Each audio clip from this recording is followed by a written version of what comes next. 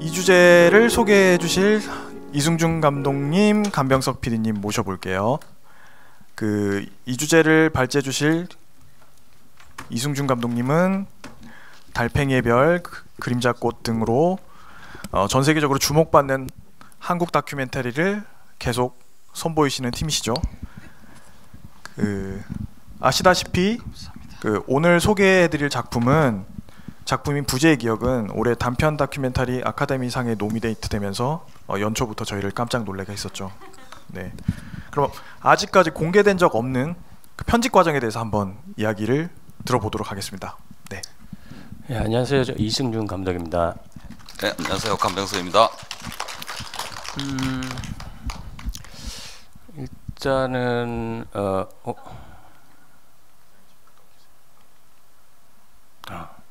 그 부재의 기억을 아마 이렇게 대부분 다 보셨다는 전제 하에 지금 이야기를 진행을 할 거거든요. 뭐 대부분 아시는 분도 아시겠지만 이제 미국에 있는 필드 오브 비전이라는 저희가 해외 파트너가 있었고요, 공동 제작사. 그래서 2017년 초에 연락이 와서 이제 세월호와 관련된 다큐멘터리를 제작하게 됐습니다. 필드 오브 비전은 이제 뉴욕에 베이스를 두고 있는 어떤 영리를 추구하는 곳은 아니고요. 그래서 그 온라인 베이스의 다큐멘터리 플랫폼이라고 보시면 되는데, 처음부터 저희가 이제 요청받았던 거는 이제 해외를 겨냥한 해외 관객들을 위한 다큐멘터리를 만들어 달라. 그게 제일 중요한 어떤 그 사항이었고요. 그래서 저희 국내에는 그 고려 대상이 아니었어요. 국내는 고려 대상이 아니었고, 그래서 그렇게 시작을 했고, 그 필드 오브 비전은 공동 제작의 역할 충실히 수행했는데, 단순히 이제 제작비의 일부를 보통 이렇게 그런 경우 많고, 제작비의 일부를 대고 그다음에 러프컷이 나오면은 이제 코멘트를 해주고, 뭐 이게 되게 일반적인 과정인데, 이 경우는 달랐어요. 처음부터 이제 같이 해나가는. 그리고 특히 그게 이제 편집 과정 속에서 굉장히 적극적으로 이렇게 이야기를 많이 해줬던, 그래서 이게 해외 관객들 대상으로 하는 거기 때문에 어떤 문화적인 사회적인 맥락에서 이해가 되지 않는 부분들을 저희랑 의논을 해가면서 저희가 편집을 했고요. 일단은 잠시만요. 그래서 그 과정 중에 이제 제가 1차로 편집을 저희들이 1차로 편집을 했고요. 한 거를 보내줬을 때 이제 아까 하신혜 PD가 얘기했던 그런 과정들, 피드백, 그다음 코멘트들을 보내오고, 그러면서 수정된 것들이 굉장히 많아요. 그 중에서 대표적인 걸 보여드릴 텐데, 지금 보실 거를 제가 저희들이 원래 편집했던 겁니다. 60분 버전에 처음으로. 얼마나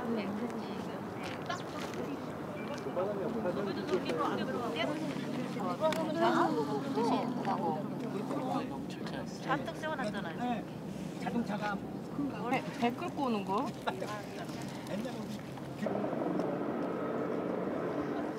맞아.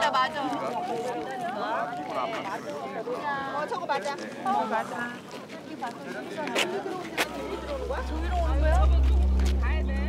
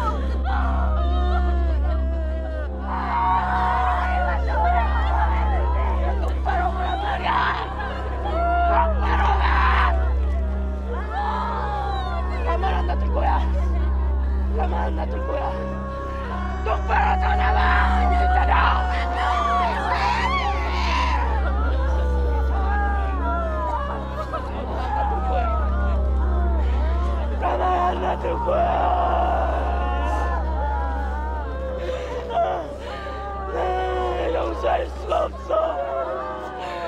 용서할 수가 없어.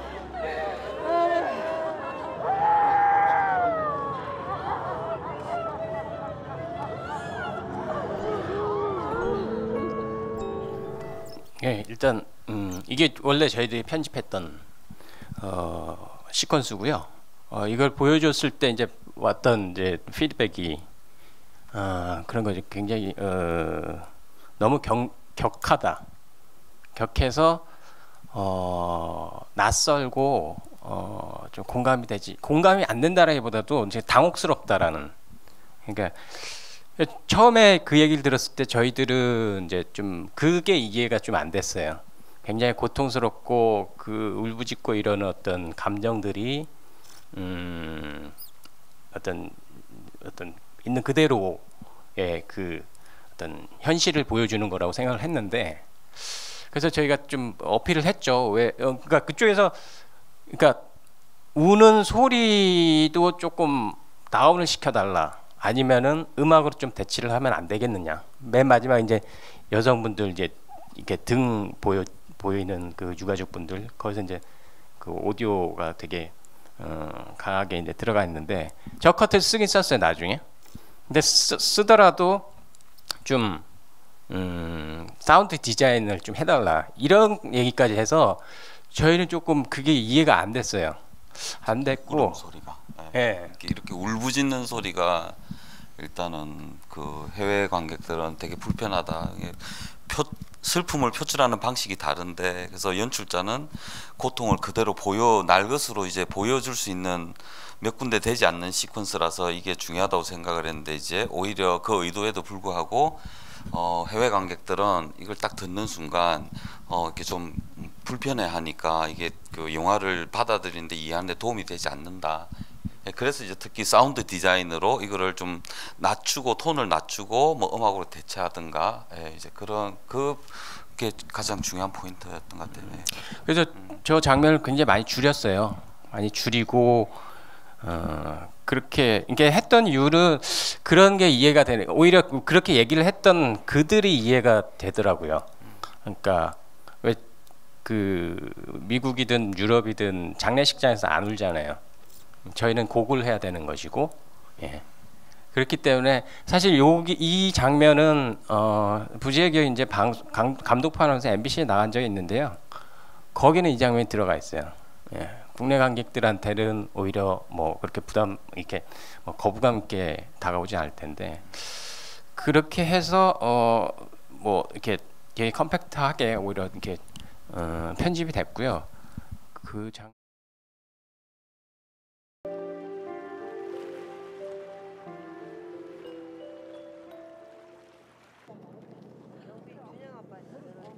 가족들 다 들어왔다고 내가 그냥 해놨는데 가족들 다 들어왔. 잔뜩 세워놨잖아요. 자동차가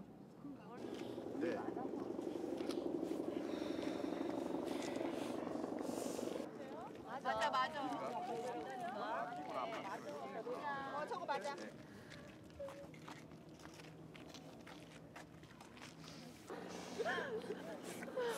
찍어준다. 나 같이 보내줄게. 약속 지킬게.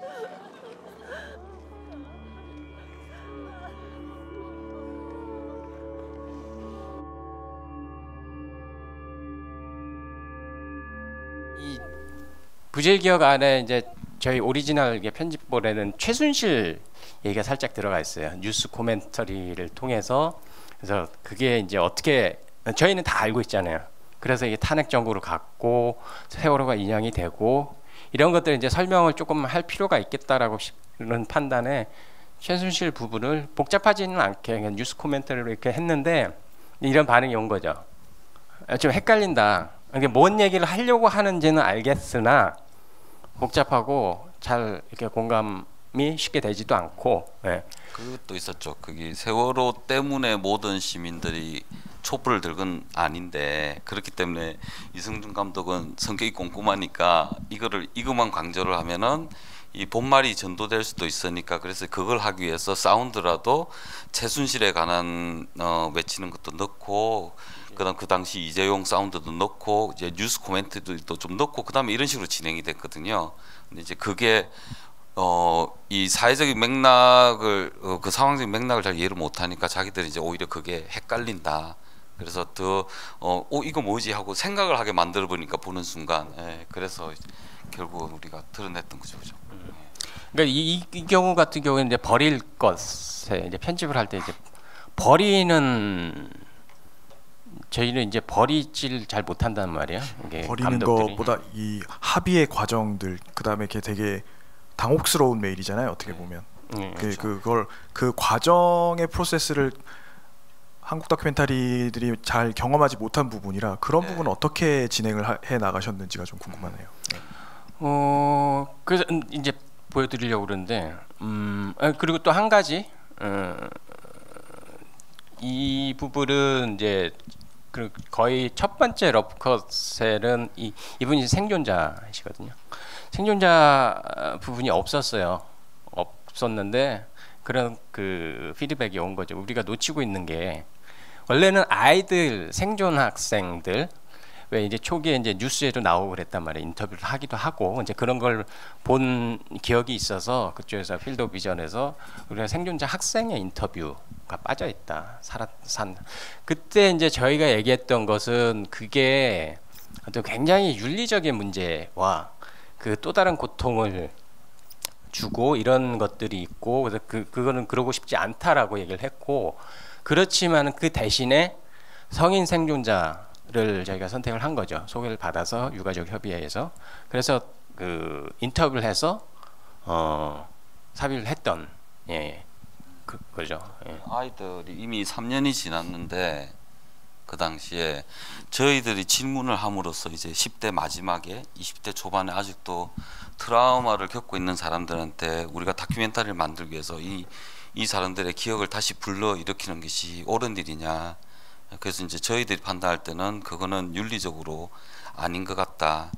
그래서 이제 대신에 이제 김성묵 씨를 컨택을 해서 그렇게 진행을 했었고요. 그래서 이제 저희가 이게 그런 피드백을 받으면은 그거 아까도 뭐 얘기했지만은 이게 다 듣지는 않아요. 그럴 필요도 없고 그래서도 안 되고요. 다만 이제 굉장히 중요한 지점들 얘기를 해줄 때가 있어요. 저희는 못 보는 지점들을. 그래서 그런 거 받아들이고 그다음에 저희가 생각하는 건 또 거꾸로 또 피드백을 주는 거죠. 그래서 예를 들면은 이제 제가 필드 오브 비전하고 막 하다가 둘 다 이제 너무 빠져 있었던 거예요. 둘 다 너무 빠져서 이제 판단을 못 하겠다. 두 분은 감피디님이랑 저희가 우리가 60분을 보내고 이제 몇 분을 하고 나서 그쪽에서도 조언을 주다가 이제 그때 18년 초 1월 달에 그러면 미국에서 편집자를 한번 구해보면 어떠냐 그렇게 해서 이걸 아예 모르는 사람한테 던져주고 이 사람이 또 저희들은 그 시간을 이제 30분으로 맞춰야 됐거든요. 그래서 이제 그쪽에서 제안을 해서 이 감독이 받아들이고 그 두 양측이라는 건 필드 비전하고 필드 오브 비전, 저희들하고 네, 필드 오브 비전 보다가 이게 거리두기나 조절이 네. 안 돼서 네. 제3의 시선이 필요하다고 네. 역제안을 하신 거죠. 네, 예. 거기서 또 이제 다시 그래서 필드 오브 비전에서 편집자를 찾아서 다시 이제 다시 러프컷이 왔다 갔다 하는. 굉장히 되게 조심스럽게 물어봤어요. 그러니까 혹시 미안하지만 너가 괜찮다면은 에디터를 좀 하면 어떨까? 그 비용 우리가 될 테니까. 그래서 저 뭐 흔쾌히 그렇게 해서 그 결과물이 왔을 때 저희가 이제 역으로 또 이제 의견을 보낸 거죠. 그래서 두 번째 컷 같은 경우에는 신발이 이제 배 안에 이렇게 있는 컷이 없었어요. 없었는데 그 편집자가 사실 그 편집자가 이렇게 편집을 한 걸 보내왔을 때 되게 낯설었어요. 되게 낯설었어. 야 이거 되게 굉장히 냉정한 놈. 뭐 이런 생각이 들 정도로 굉장히 기능적으로 편집은 되게 정리를 잘했어요. 근데 어떤 페이스라든지 이런 것들이 또 미국 편집자니까 이게 호흡이 굉장히 빠르거든요. 그런 것들 그리고 대표적으로 이 컷이 이렇게 빠져 있었어요. 빠져 있어서 저희는 이제 이게 되게 중요한 이유에 대해서 설명했고 그런데 또 보내왔는데 이 컷을 이제 약간 인서트 신발 개념으로 컷? 신발 컷을 인서트 개념으로 이렇게 넣었던 거예요. 그래서 이게 그게 아니다. 이거는 거기 아무런 어떤 뭐 인터뷰 뭐 이런 인서트 개념이 아니라 이거 있는 그대로 좀 보여드려야 된다. 굉장히 길게 그렇게 해서 최종적으로 이렇게 그렇게 들어갔고요. 그다음에 세 번째는 그러니까 배가 침몰해 가던 그 2시간 동안의 어떤 리얼타임으로 재구성하는 것은 저희가 처음부터 그렇게 하겠다라고 생각을 했고 이거는 굉장히 고집스럽게 지켰어요. 그래서 거기에 나온 시간, 그다음에 장면, 그다음에 사운드 이게 시간들이 다 맞는 거거든요. 물론 이제 나중에 그 화면 같은 경우에 제가 나중에 찍은 부분도 있고 그렇지만은 사운드와 어떤 시간은 정확하게 맞아 떨어지는. 그리고 그림도 나중에 그 배 안에 있는 장면들이라든지. 근데 이런 것들을 좀 이렇게 흐트려 놓은 적이 있어요. 예, 예를 들면은 그러니까 시작할 때 일단 세월호가 공식적으로 헬기에서 9시 26분에 이렇게 위에서 찍었는데 그걸 제일 먼저 가져온 거예요. 신고 전화 오기 전에. 왜냐하면 풀샷 치고 들어가야 되니까. 그렇게 해서 이제 전개를 시켜야 되니까. 근데 이 감독은 그게 아니라 정확하게 그 사건이 생긴 대로 그렇기 때문에 저희들이 계속 통화할 때는 아무런 그런 우리 자료가 없잖아요. 그래서 계속 바다로만 간 거거든요. 그래서 이제 그거를 이제 고집스럽게 지키고 그게 되게 중요하고 다큐멘터리로서도 중요하고 또 이제 특히 이거는 이제 저널리즘적인 속성도 있고 이렇기 때문에 그런 사실에 대한 팩트 체크를 계속 해가면서 가는 게 중요한데 이제 그 친구는 그냥 이렇게 바꾼 거예요. 그래서 그걸 이제 거꾸로 해서 다시 돌려야 된다. 예. 뭐 그런 과정이 있어. 그리고 이 부분은 저희가 이제 그 피드백을 받은 분, 저희 편집본에서 이제 아이들 영상과 이제 그 사진들을 훨씬 더 많이 썼었어요. 물론 이제 정확하게 이제 허가를 받고 가족이 유가족분들이 써도 좋다. 이건 이 다큐멘터리라는. 그래서 저는 그것이 어떤 그 드러낼 수 있는 고통의 깊이와 넓이라는 게 굉장히 크다라고 생각을 했기 때문에 좀 많이 집어넣었는데 이런 피드백이 온 거죠. 그러니까 이제 곧 죽을 아이들의 얼굴을 계속 보고 있는 것은 굉장히 불편하기도 하고 윤리적으로 문제가 되기도 하고 관객들은 아마도 이 장면들이 나오면 아마 거기서 꺼버릴 거다. 예, 그걸 더 이상 견디지 못하기 때문에. 그래서 그 얘기를 했을 때 저는 받아들일 수밖에 없겠더라고요. 그리고 아까 처음부터 그러니까 이게 해외 관객들을 대상으로 한 것이었고, 물론 국내 관객들이 편하게 본다는 얘기는 아니지만은 그들은 훨씬 더 이런 윤리적인 문제에서 스트릭트한 그런 입장이었던 거죠. 그래서 그 입장을 받아들였죠 저희가. 저희들은 이 정도는 정말 괜찮다. 왜냐하면 정말로 엄청난 양의 이런 푸티지들 갖고 있었음에도 불구하고 결국에는 2번 쓰는 걸로 들어갔는데 마지막에 그 남자아이가 나는 아직도 할 일이 많은데 나는 정말 살고 싶은데 이제 그렇게 말을 멘트했단 말이에요. 그거를 이제 넣었는데 결국 이분들의 의견을 따를 수밖에 없었던 이유는 윤리적인 문제는 우리가 요만큼만 더 하고 예를 들어서 그래도 한 20%는 좀 살리고 80%의 윤리를 지키지 이런 게 안 되는 것 같아요. 그래서 윤리적인 기준에서는 우리가 할 수 있는 최대한으로 더 강하게 만들 수는 있지만 이 문제에 있어서는 이거는 재밌게 만드는 문제가 아니라 우리가 최대한 지킬 수 있는 윤리적 기준을 충족시키고 그 다음에 편집이 이루어지고 이렇게 해야지 그걸 이렇게 뭔가 대충 좀 이렇게 뽑아내고 이러는 건 아니라고 생각해서 여전히 저는 프로듀서로서는 좀 아쉬운 감이 있었거든요. 그렇지만 이 윤리라는 말 딱 하나 때문에 이거는 이게 맞는 거구나. 또 이제 그래서 이 감독하고 고민 많이 하고 그렇게 해서 결정을 내렸던 거죠. 이 부분에서 잠깐 짚고 넘어갈 게 있는데요. 그 단편 그 노미네이트 됐을 때가 영화를 만들고 나서 영화가 이미 유튜브에 올라가 있고 그다음에 이제 해외 영화제 특히나 주목했었던 점은 이미 디지털 저널리즘이란 측면에서도 좀 주목받고 있었어요.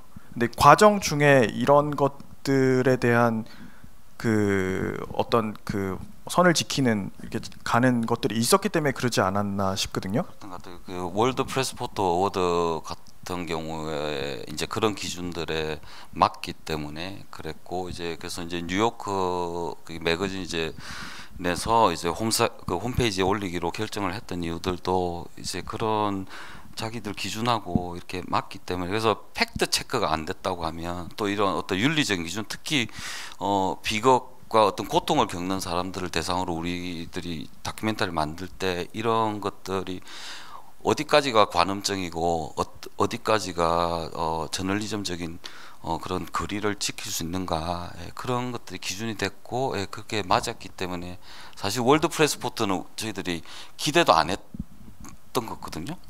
다큐멘터리 뭐 주는지도 몰랐어요. 목표했던 상이나 장르는 아니었잖아요. 사실 이 작업을 하시면서도. 여기 잘 모르실 텐데 월드 포토 페스티벌이라고 월드 프레스 포토 페스티벌 어워드 그거는 이제 되게 사진계에서는 굉장히 유명한 그냥 깐느 이런 영화제에서 이렇게 치는 그 국제 보도 사진전이라고 해. 그래서 대표적인 사진, 여러분들 천안문 사태 있었을 때 이게 탱크 앞에 막아선 그 사진이 대상 받고 그랬던, 거의 이제 디지털 스토리텔링 분야가 생겨서 한 10년 됐는데, 그러니까 짧은 아주 10분 이내 거가 이제 쇼트고 10분에서 30분 사이가 롱이고, 그렇게 해서 이제 그 수상 상을 주고 이런 게 있었고요. 그래서 그쵸, 저희는 그건 기대는 안 했던 거고, 일단 저희가 얘기 드리고 싶은 부분은 구체적인 것들, 그러니까 대표적인 것들 이렇게 말씀드렸던 거고, 결과적으로 사실 되게 잘한 선택이었다라는 판단들이 들었어요. 특히 이제 영화제나 이게 스크리닝을 하면서 해외에서 하면서 저희가 보기에는 어떻게 보면 좀 냉정하지 않은가라고, 국내 관객들, 특히 국내 관객들은 처음에 좀 그랬거든요. 이게 뭔가 많이 본 그림이고 다 아는 이야기고 새로운 거 없고, 그래서 그냥 덤덤하게 보시더라고요. 예전에 이게 처음 상영하고 그랬을 때. 근데 이게 해외에 나가서 이렇게 관객들을 만나 보니까 이걸로도 굉장히 굉장히 충격적이고 고통스러워하고, 보시면서 공감하고 그런 것들을 경험을 했어요. 경험을 해서 이게 결국에는 얼마나 더 센 어떤 이미지들을 많이 쓰고 이런 문제가 아니고요. 결국엔 저희는 다행히도 이제 타겟이 굉장히 명확했고, 해외에 좀 많이 알리고 해외 관객들이 많이 보고 많이 공감하는 것, 이게 가장 큰 어떤 과제였기 때문에 거기만 집중을 했던 거죠. 그게 결과적으로는 그게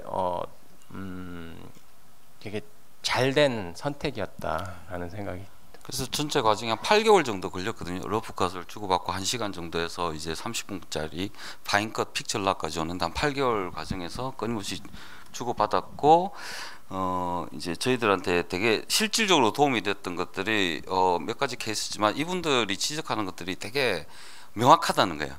그러니까 그냥 느낌이 좀 안 좋은 것 같아요, 이런 게 아니라 이 샷이 이해가 안 되고 이 시퀀스에서 이런 것들이 걸리는 것들은 이게 관객한테 먹히지 않느냐, 아니면은 이야기의 흐름 속에서 안 되느냐, 이런 식으로 되게 명확하게 이야기들을 주고받기 때문에 실질적으로 변화를 만드는데 되게 많이 도움이 됐고, 그렇게 함으로써 결국에 이제 영화가 오히려 감독의 목소리를 높이는 것보다는 감독이 이렇게 관객들이 들어와서 보고 생각할 공간을 더 많이 만들게 된 것 같아요. 그래서 감독의 시선은 있지만은 감독의 목소리는 낮추고, 대신에 관객들이 직접 보고 판단하고, 그래서 오히려 관객들과 더 소통이 잘 되는 그런 쪽으로 이런 이제 결과물이 나오지 않았나, 그렇게 생각합니다. 네.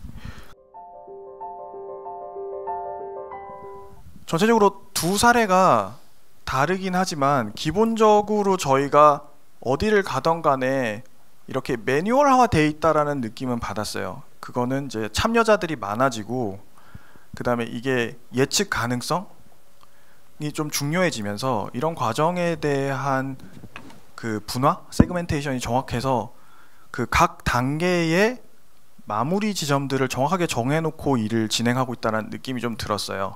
그래서 웬만하면 다시 그 오류를 다시 뒤로 돌려서 다시 일을 시작하지 않게 만드는 것들에 대한 노하우.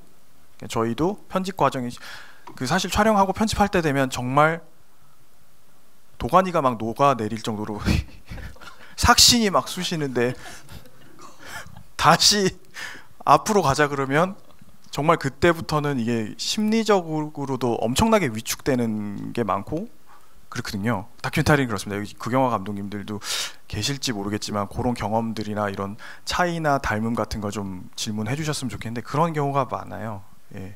그러면 그 이승주 감독님은 그 이전 작업들도 일단은 편집자를 많이 쓰시는 편의 감독님이었잖아요. 그런 이유들이 좀 있었습니까? 저도 이제 달팽이별이라는 거를 2011년 그때 하기 전에는 이제 편집 감독 개념이 잘 없었죠.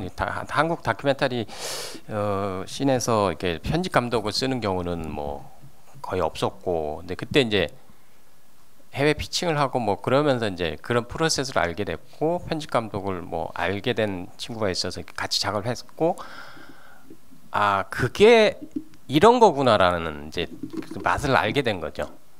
근데 그때도 지금도 마찬가지지만은 편집 감독이 이렇게 해왔을 때 처음에 야 진짜 좋다 이런 경우 한 번도 없어요. 이거 왜 이래? 이거 되게 이상한데? 예, 대부분 그래요. 그런데 근데 그럴 수밖에 없어요. 왜냐면 제 문법이 아니기 때문에, 예, 제가 익숙해져 있던 게 아니기 때문에. 근데 거기서부터 시작하는 거거든요. 거기서 해서 이렇게 가면 결국에는 편집 감독이 맞았네. 예, 대부분 또 그렇게 생각이 들어요. 그래서 지금까지 그렇게 해왔는데, 근데 또 그런 거죠. 이제 그때 달팽이별 하고 나서는 아 그래 에디터 외부 에디터가 정답이야. 그게 솔루션이야. 근데 지금요 이게 그게 또 그렇게 생각하는 것도 굉장히 위험한 거예요. 그래서 저는 이제 보통 지금 프로세스 중에 지금은 제가 좋아하는 프로세스는 제가 러프를 한 3시간 4시간 하고요. 그걸 이제 편집 감독이 쭉 하고 그럼 제가 받고 뭐 아니면 끝까지 가거나 뭐 이런 식의, 그러니까 정답을 같이 찾아가는 거라고 생각을 하셔야 되지, 이게 그 사람이 뭔가를 줄까, 솔루션을 정확하게 줄까, 중요한 부분들을 이렇게 생각을 하면은 이게 잘 안 될 거예요. 그리고 다큐멘터리, 그러니까 그런 어떤 피드백들을 되게 많이 받는 게 중요하고, 좋은 피드백을 해주는 사람하고 일을 하는 게 중요하고요.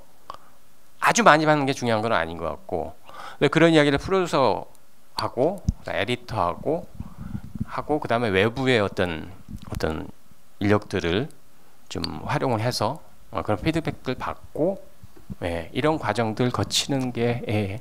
그래서 그림자 꽃은 오히려 배급사한테 피드백을 받았죠. 배급사를 이미 정해 있었기 때문에 그 사람들도 상당히 보는 눈이 있고, 그래서 그림자 꽃 이제 장편하고 또 TV 버전까지도 만들었는데 그거는 배급사한테 보내서, 그래서 배급사 우리 담당자가 보고 이런 부분들이 이해가 안 된다, 이런 부분은 좀 그냥 반복인 것 같다, 뭐 이런 식으로 해서 또 피드백을 받아서 진행합니다. 네.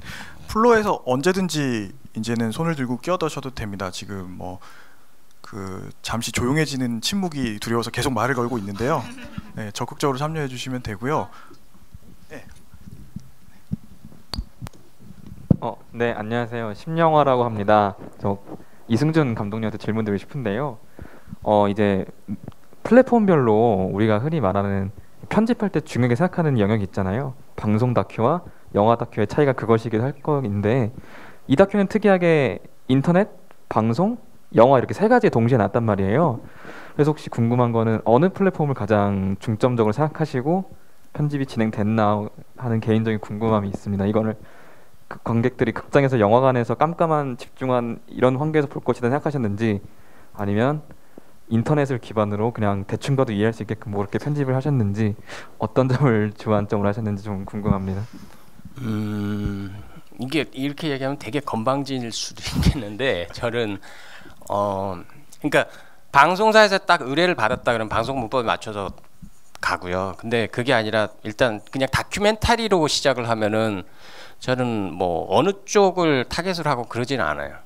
그래서 이게 뭐 방송 다큐냐 다큐멘터리 영화냐 물론 이제 문법적으로 다른 것들이 있는데 저는 그것들을 좀 무시하면서 좀 가고 싶은 생각이 있고 그냥 저한테 중요한 거는 보는 사람들이에요.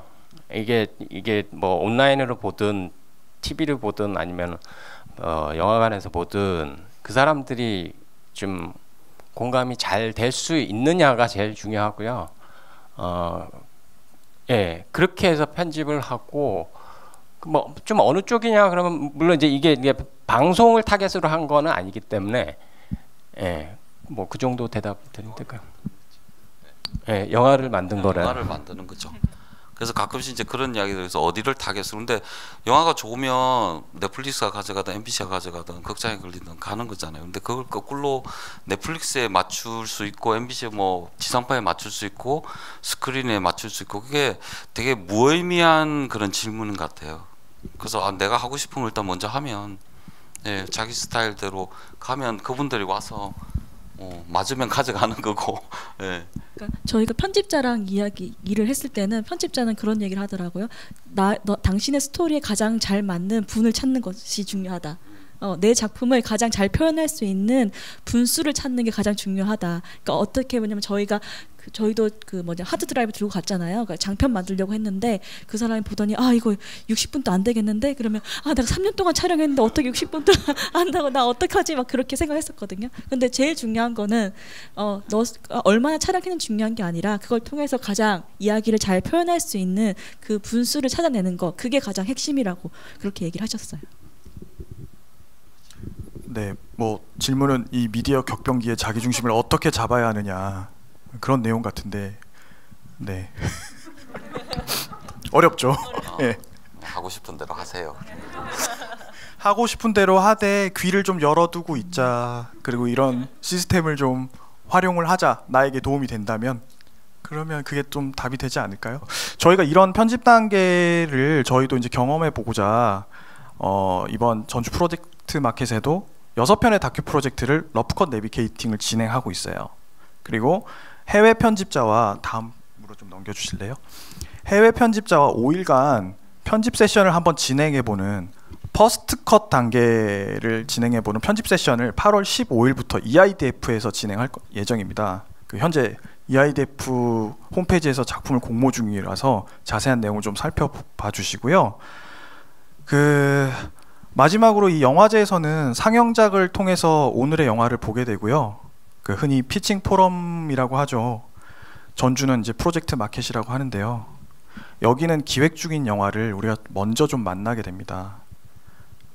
그러니까 미래의 영화를 지금 조금 살펴보게 되는 거죠. 오늘 이 자리는 내일의 작품들이 계속 되어야 한다는 많은 이들의 염원이 담겨서 준비가 된 자리예요. 그래서 오늘 이 시간에 여기 오신 분들, 그 다음에 이제 온라인으로 보고 계신 분들에게도 작은 희망을 좀 품을 수 있는 계기가 됐으면 하고요. 지금까지 발제해주신 감병석, 이승준, 하신혜 PD님한테 감사드리고요. 자, 오늘 모두들 힘내라는 의미에서 저희가 장갑을 꼈기 때문에 좀 힘차게 박수를 쳐야 저기 온라인으로 보시는 분도 좀 들을 수 있을 것 같아요. 그래서 한 30초간 박수 한번 치면서 오늘의 자리를 마무리해보는 게 어떨까요? 저희는 일어날 겁니다. 예, 고생들 다들 힘내십시오.